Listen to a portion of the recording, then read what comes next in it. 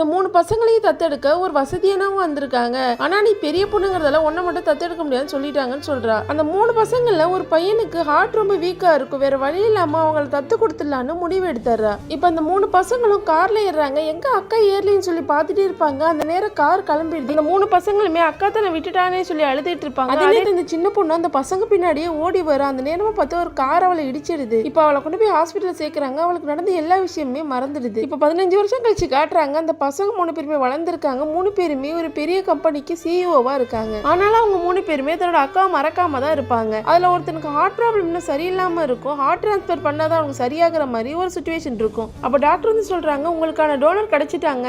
ஆனா அதுக்கு நீங்க $2 மில்லியன் கொடுக்கணும்னு சொல்லுவாங்க.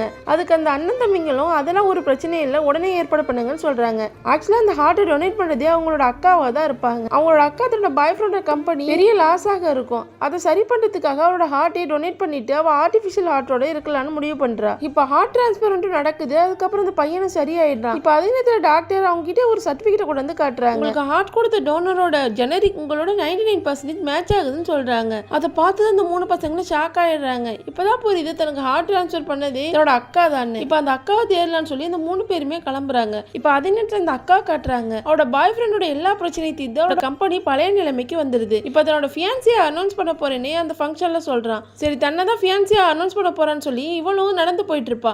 ஆனா பார்த்தா வேற ஒரு பொண்ணு தன்னோட ஃபியான்சின்னு சொல்லிடுறா. அது கேட்டது இவ ஷாக் ஆயிடுறா. ஏன் என்ன ஏமாத்துறேன்னு சொல்லி அவங்ககிட்ட சண்டை போடுறா.